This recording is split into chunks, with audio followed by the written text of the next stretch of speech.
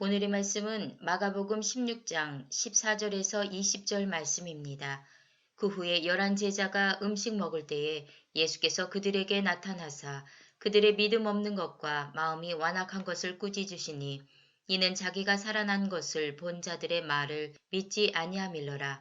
또 이르시되 너희는 온 천하에 다니며 만민에게 복음을 전파하라. 믿고 세례를 받는 사람은 구원을 얻을 것이요 믿지 않는 사람은 정죄를 받으리라. 믿는 자들에게는 이런 표적이 따르리니 곧 그들이 내 이름으로 귀신을 쫓아내며 새 방언을 말하며 뱀을 집어 올리며 무슨 독을 마실지라도 해를 받지 아니하며 병든 사람에게 손을 얹은즉 나으리라 하시더라. 주 예수께서 말씀을 마치신 후에 하늘로 올려지사 하나님 우편에 앉으시니라.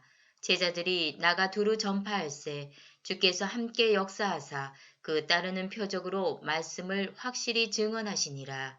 아멘. 사랑하는 우리 대전명석교 성도님들, 예수님이 다시 사셨습니다. 이 부활의 기쁨이 우리 가운데 오늘 하루 가운데 충만하게 넘쳐나게 되기를 간절히 소원합니다. 그래서 이 부활의 기쁨을 가지고 예수 그리스도의 부활의 소식을 증거하는 부활의 증인으로 살아가게 되기를 간절히 소원합니다. 우리가 예수님이 부활하셨다라는 사실을 어떻게 알 수 있죠? 예수님이 부활하셨다. 우리 성도님들은 그것을 어떻게 알 수 있습니까? 부활의 증인들이 있기 때문에 그렇죠. 오늘 우리가 읽은 마가복음 16장, 마가복음의 맨 마지막 장인데요. 마가복음 16장에는 부활의 증인들을 소개하고 있어요. 우리가 읽지는 않았지만 가장 먼저 소개되는 부활의 증인들 누구였습니까? 우리 16장 1절 한번 볼까요? 시작. 안식일이 지남에 막달라 마리아와 야고보의 어머니 마리아와 또 살로메가 가서 예수께 바르기 위하여 향품을 사다 두었다가 아멘. 그러니까 가장 먼저 부활의 증인들 여인들이 있었습니다. 예수님 당시만 해도 오늘 우리 새벽에도 우리 목사님이 말씀하셨지만 이 여성들은 증인이 될 수 있는 그 증언의 크레딧을 자격을 가지고 있는 사람이 아니었습니다. 신뢰의 대상이 아니었어요. 그래서 만약에 이 예수님의 부활이 누군가가 조작하려고 마음을 먹고 그렇게 증거를 조작해서 예수님의 부활의 소식을 전한 것이다 라면 가장 먼저 부활의 증인이 되어야 할 사람은 여인들이 되면 안 되는 겁니다. 여인들은 그런 증거의 효력이 없는 사람들이기 때문에 여인들을 첫 번째 증인으로 삼는 것은 사실상 말이 안 되는 거죠. 그러니까 이것을 만약에 작정하고 마음을 먹고 조작하려고 생각했었던 사람이라면 가장 공인이 되어 있는 공회원이라든지 아니면 유대 종교 지도자들이라든지 율법사라든지 이런 사람들을 증인으로 삼았어야만 했습니다. 공교롭게도 이 부활을 목격한 첫 번째 증인은 여성들이었습니다. 사실 이 여인들이 예수님의 무덤을 찾은 목적은 단순했죠. 유향을 사가지고 그 유향을 예수님의 시신에 바르려고 했습니다. 그래서 이 여인들의 마음속에 걱정거리는 딱 한 가지였습니다. 다른 것이 아니었어요. 이 무덤을 가로막고 있는 커다란 돌, 그 돌을 여인들이 힘이 없으니까 이 돌을 누가 옮겨줄까, 그것을 걱정하면서 예수님의 무덤을 찾았습니다. 그런데 예수님의 무덤에 가보니까 돌이 어떻게 돼 있어요? 옮겨져 있었죠. 그리고 그 무덤 안에 들어가니까 예수님의 무덤은 비어 있었습니다. 그리고 천사가 나타나서 예수님의 부활의 소식을 전하죠. 부활하신 자를 어찌하여 무덤에서 죽은 자 가운데서 찾느냐, 그렇게 묻습니다. 제자들에게 그래서 이 여인들이 예수님의 부활 소식을 듣자마자 가장 먼저 누구에게 찾아갔습니까? 제자들에게 찾아갔어요. 제자들에게 찾아가서 이 기쁜 소식을 전했습니다. 그런데 제자들의 반응은 어땠나요? 제자들이 부활의 소식을 들었을 때 예수님이 부활하셨다라는 사실을 믿었을까요? 안 믿었을까요? 안 믿었습니다. 믿지 않았을 뿐만 아니라 예수님이 그렇게 하지 말라는 것만 골라서 하는 거예요. 그래서 여전히 예수님이 부활하셨다라는 소식을 들으면서도 슬퍼하고 두려워했다, 그렇게 기록하고 있습니다.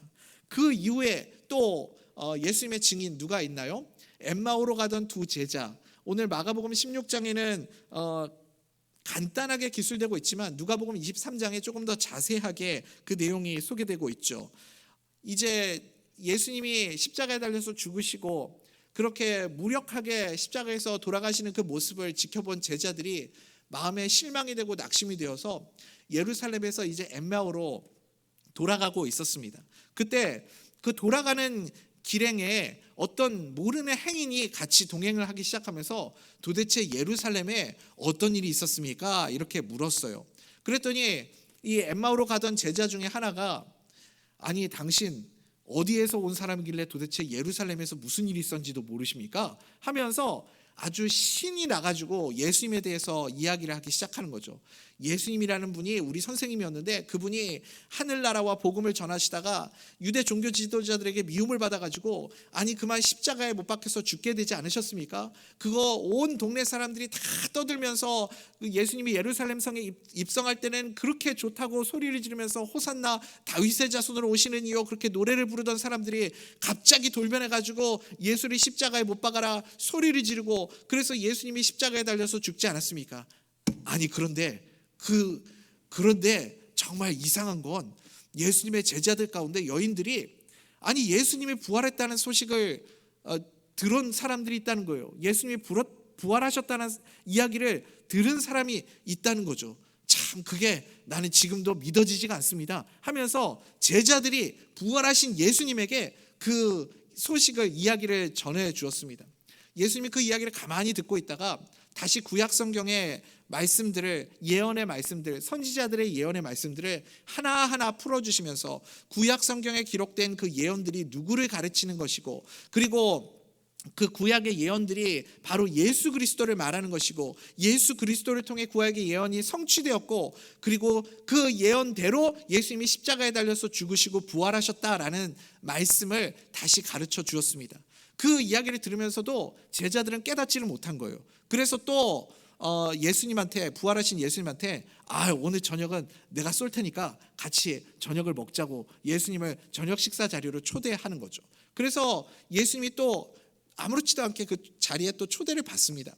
그래서 예수님이 거기에서 제자들에게 떡을 떼어서 축사하시고 떡을 떼어서 나누어 주실 때 그때 제자들이 눈이 확 밝아지기 시작한 거죠. 그래서 그 순간 지금까지 그렇게 오랜 시간 동안 같이 있었던 그 행인이 바로 부활하신 예수님이라는 사실을 제자들이 깨닫고 나서 깜짝 놀랐습니다. 예수님이셨네? 그리고 나서 어떻게 됐을까요? 그리고 나서가 중요한 겁니다. 어떻게 됐을까요? 당연히 다시 돌아갔겠죠. 다시 제자들에게로 달려갔겠죠. 달려가서 뭐라고 이야기했겠습니까? 예수님이 부활하셨다고, 내가 그 예수님을 만났다고, 예수님의 엠마오로 가고 있던 그 길목에서부터 나와 우리와 함께 하셨다고, 그리고 그 예수님과 같이 식사도 나누고 예수님이 우리에게 말씀을 가르쳐 주셨고 우리가 그 말씀을 들을 때 우리 가슴이 미치도록 뜨거워졌었다고, 그렇게 뜨거운 가슴으로 제자들에게 그 예수님의 부활 소식을 증거했을 거예요. 그런데 이 엠마오로 가던 제자들이 예수님의 부활 소식을 증거했을 때 다른 제자들이 믿었어요, 안 믿었어요? 믿었어요, 안 믿었어요, 여러분? 안 믿었습니다. 안 믿었어요. 여러분, 오늘 메시지의 핵심이 바로 이것입니다. 왜 예수님의 제자들은 예수님이 부활하셨다는 사실을 믿지 않았을까요? 왜 세상 사람들은 예수님이 부활하셨다 아무리 증거해도 믿지 않을까요? 사람들이 예수님을 믿지 않는 이유는 무엇일까요? 예수님을 보지 못했기 때문에 그렇습니다. 예수님을 만나지 못했기 때문에 그래요. 다시 말하면 여러분, 누가 부활의 증인이 되었습니까? 누가 부활을 증거하였습니까? 모두가 다 예수님을 만난 사람들입니다. 예수님을 만난 사람들만 예수님의 부활 소식을 증거할 수 있습니다. 여러분, 듣는 것 가지고요, 머리로 아는 것 가지고 부활의 증인 될 수 없습니다. 부활의 증거들 가지고 부활의 증인 될 수 없습니다. 예수님을 만나야만 합니다. 팀 켈러 목사님이 쓴 부활을 입다라는 책이 있습니다. 팀 켈러 목사님은 변증학자죠. 그래서 굉장히 논리적이에요. 그런데 이 팀 켈러 목사님이 이런 이야기를 하는 겁니다. 부활이라는 것은, 예수님의 부활은 믿음의 영역이라기보다는 사실은 이 부활이라는 것은 합리의 영역에 가깝다, 그렇게 설명을 합니다. 왜냐하면 부활을 말하는 증거가 너무나도 많기 때문에 그렇습니다. 여러분, 부활의 증거는요 차고도 넘칩니다. 피터 윌리엄스라는 사람이 성경에 나타난 예수님의 부활을 여러 가지 카테고리를 가지고 분류를 했습니다. 제가 한번 읽어드리겠습니다. 화면 한번 띄워주시겠습니까?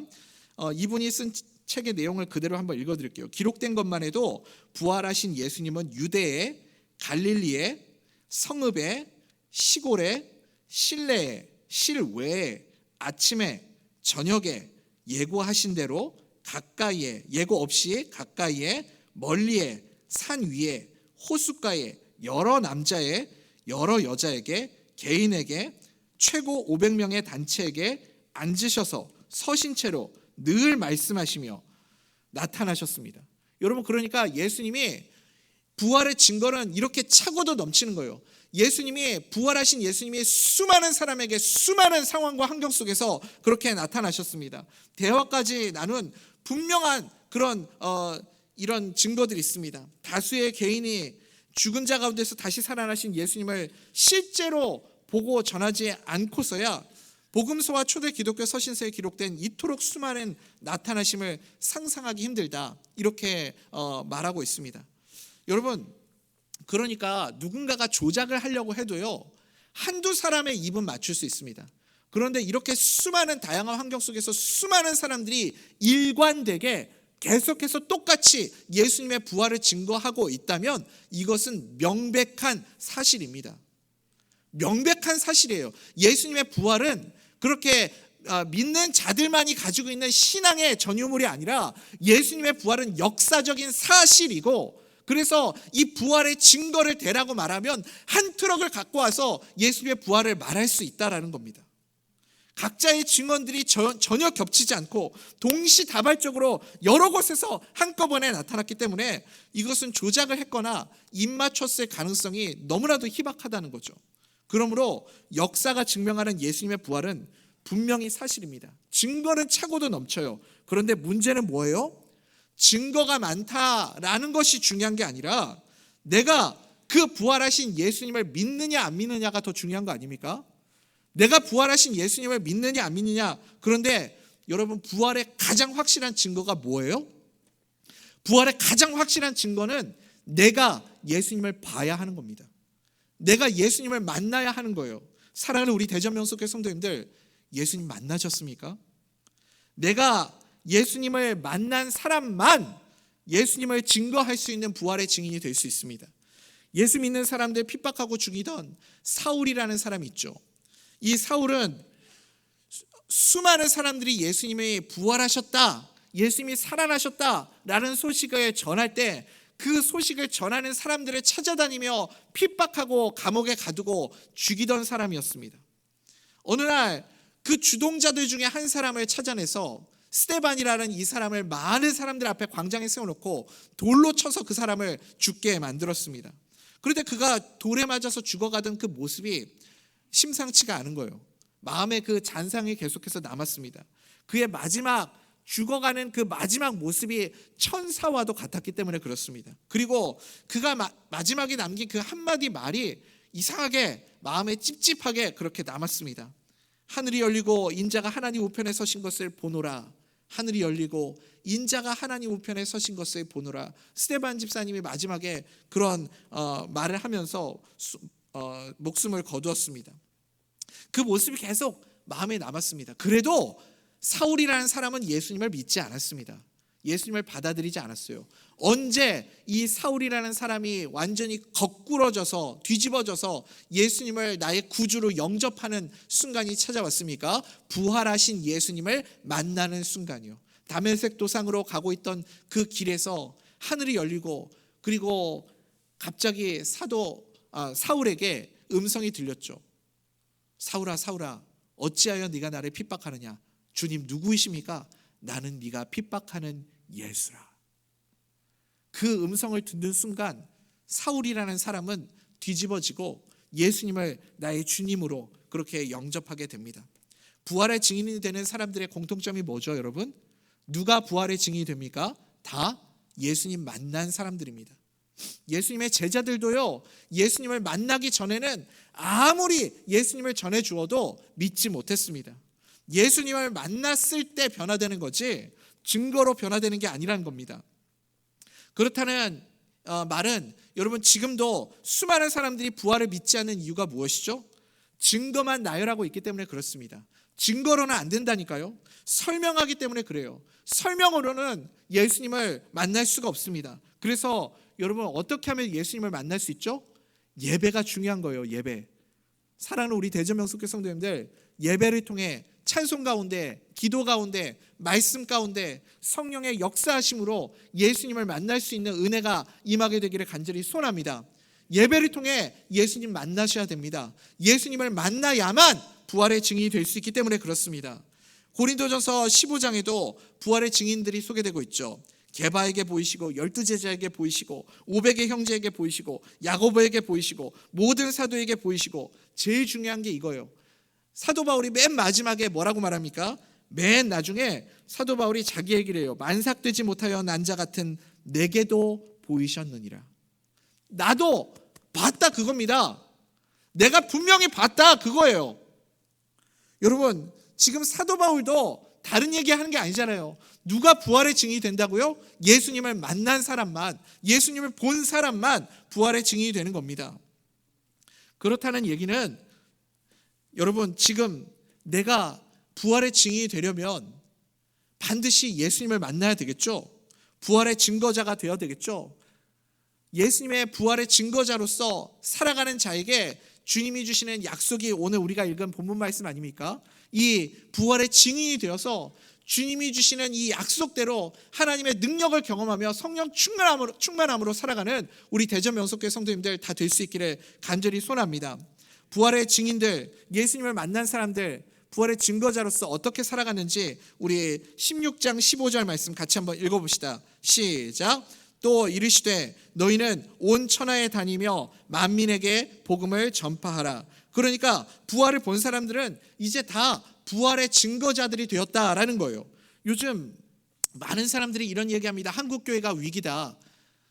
팬데믹 이후에 교회들이 많이 어려워졌다. 이런 교회가 많이 약해졌다. 이런 이야기들을 많이 합니다.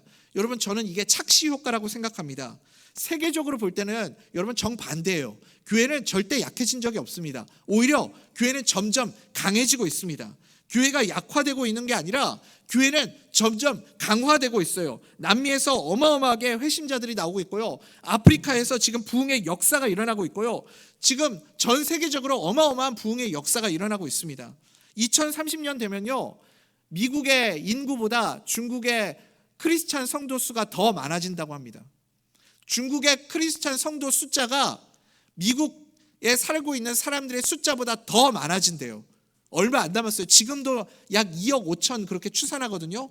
2030년 되면 3억 정도 추산을 한다고 합니다. 우리 대전명석교회가 이 마지막 부흥의 물결 속에 함께 동참하여서 부활의 증인이 될 수 있는 그런 은혜가 넘쳐날 수 있게 되기를 간절히 소원합니다. 예수님의 제자들도 부활을 보고 증거자로 살게 되었지 그 전에 부활의 증거자가 된 게 아닙니다. 예수님의 부활을 보고 나서부터 만나고 나서부터 부활의 증인이 되었죠. 그리고 바로 복음을 전한 게 아니라 기다렸어요. 무엇을 기다렸어요, 여러분? 성령의 역사를 기다렸어요. 성령의 충만함을 기다렸다고요. 그래서 사도행전 1장 8절 우리가 잘 아는 말씀이죠. 오직 성령이 너에게 임하시면 너희가 뭘 받는다고요? 권능을 받고 너희가 권능을 받고 그 다음에 제자들이 예루살렘과 유다와 사마리아와 땅끝까지 이르러 복음의 증인이 되는 그 사명을 감당할 수 있었습니다. 그래서 여러분 우리에게 부활의 증인으로서 예수님을 만나는 거 가장 중요하고 그 다음에 두 번째로 중요한 게 무엇이냐면 기다리는 시간이 있어야 돼요. 부활의 증거자로 살기 위해서는 우리에게 기다림의 시간이 반드시 필요합니다. 어떤 시간이 필요한 거예요? 성령의 능력을 받는 시간이 필요하다는 거예요. 성령 충만해야 부활의 증인으로서 부활을 증거하는 일이 가능하게 되는 겁니다.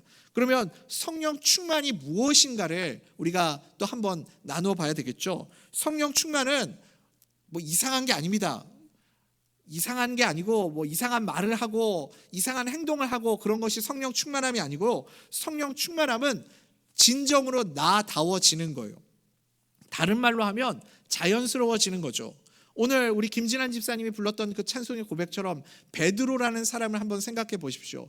베드로가 실패자였고 죄책감에 사로잡혀 있었고 낙심해 있었고 그런데 부활하신 예수님을 만나고 성령 충만해졌을 때 그때 베드로 온전한 그 모습을 회복하게 되는 거죠. 자연스러워지는 거고 베드로의 원래 가지고 있었던 그 성품이 그대로 드러나기 시작하는 모습을 보게 됩니다. 그래서 베드로가 가지고 있었던 그 열정과 리더십으로 그렇게 쓰임받게 되는 모습을 보게 되죠. 사도 요한은 어떻습니까? 사도 요한도 예수님을 만나고 성령 충만하고 나니까 그 안에 있었던 그 아름다운 성품들, 사랑의 성품들이 쏟아져 나오기 시작하지 않습니까? 그 캐릭터대로 그렇게 섬기고 사역하게 되는 모습을 보게 되죠.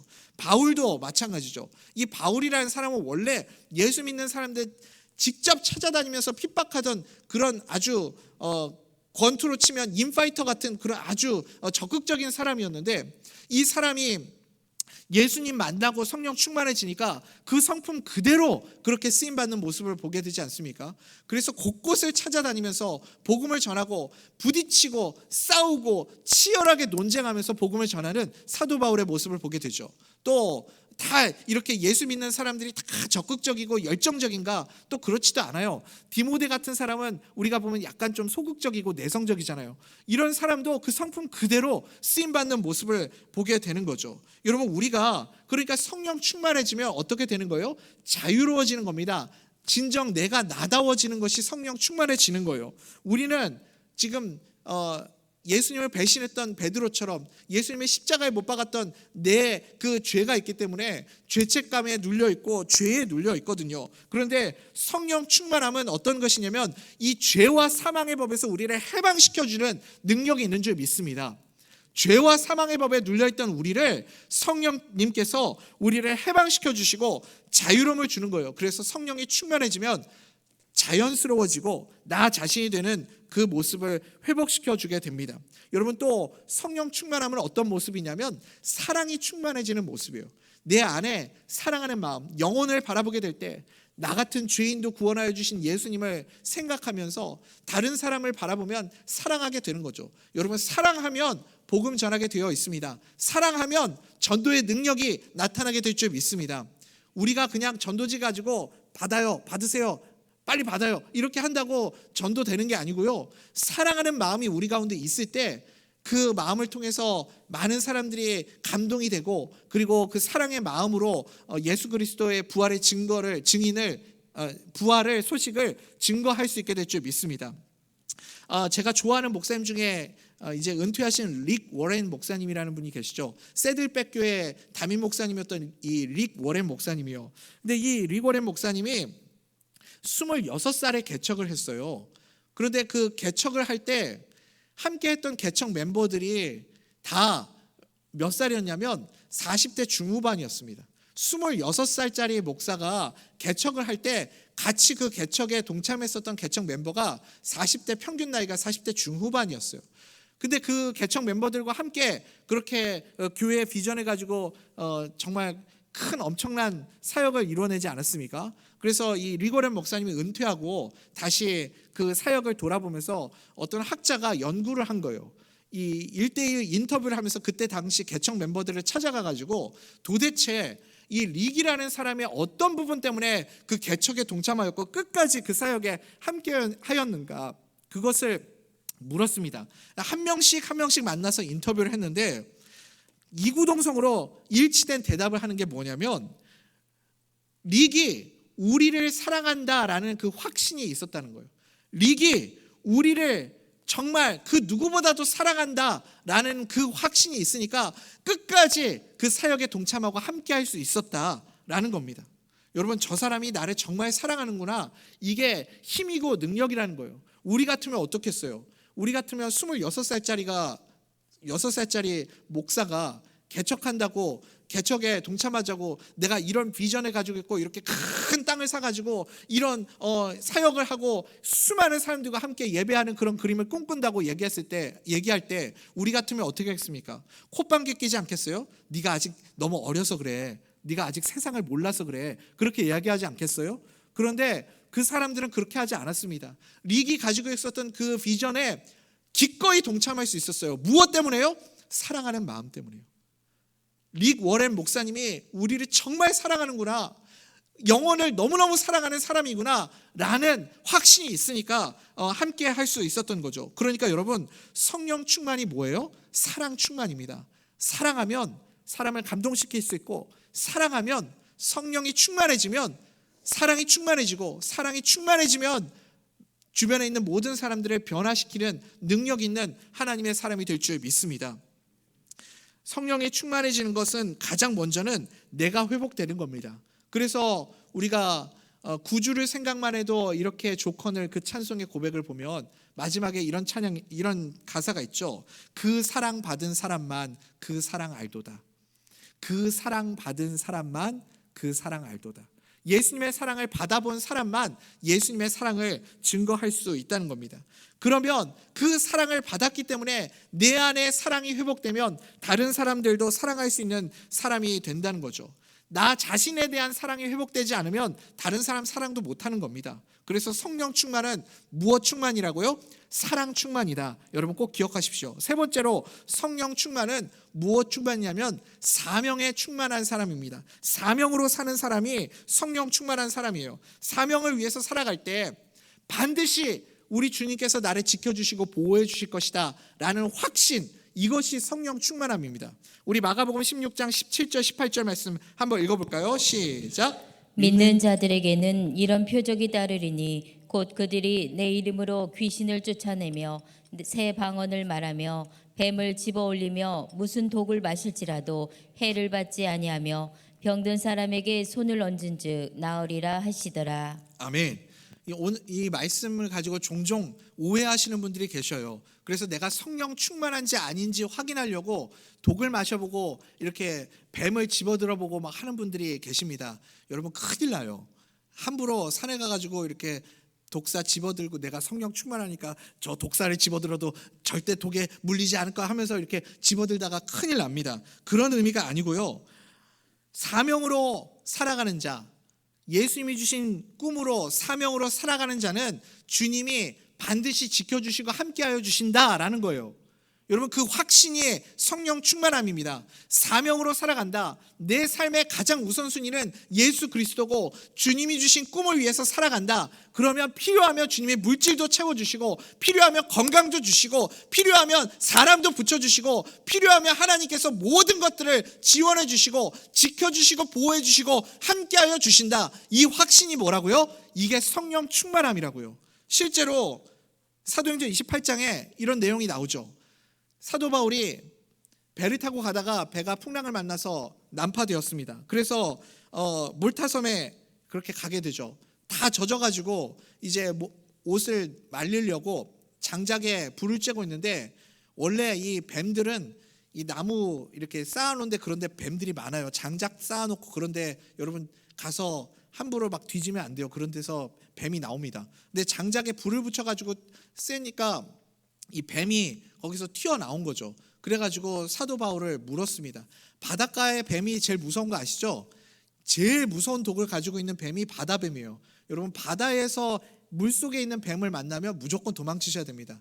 가장 치명적인 독을 가지고 있는 게 바다뱀인데 바다뱀에 물린 거예요. 그러니까 즉사할 수밖에 없는 상황이었죠. 추장이 사도 바울을 보면서 뭐라고 그러냐면 저 사람이 풍랑에서는 살아남았을지 모르겠지만 뱀에 물려서 저렇게 허망하게 죽는구나 그랬다고요. 그런데 사도 바울이 어떻게 됐어요? 아무렇지도 않은 거예요. 아무렇지도 않은 겁니다. 뱀에 분명히 물렸거든요. 독사에 물려서 지금 이미 막 죽어가야 할 상황인데 막 음식도 엄청 잘 먹고 아무렇지도 않은 거예요. 그러니까 여러분 사명자는요 하나님이 반드시 지켜주십니다. 믿으십니까? 사명으로 살아가는 자는 주님이 반드시 지켜주세요.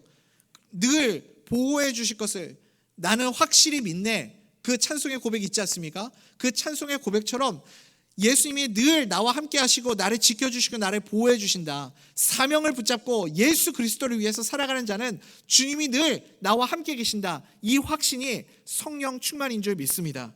이제 말씀 맺겠습니다. 사랑하는 우리 대전면속교 성도님들, 부활의 증인으로 살아갈 수 있게 되기를 간절히 소원합니다. 누가 부활의 증인입니까? 예수님을 만난 사람만 부활의 증인이 되는 겁니다. 머리로 안다고 책으로 읽었다고 인터넷에서 수많은 부활의 증거를 갖다 준다고 예수 믿는 것 아닙니다. 예배를 통해 찬송을 통해 기도를 통해 말씀을 통해 부활하신 예수님을 인격적으로 만날 수 있게 되기를 간절히 소원합니다. 그리고 사모하십시오. 무엇을 사모해야 됩니까? 성령 충만함을 사모하십시오. 성령 충만함은 다른 것 아닙니다.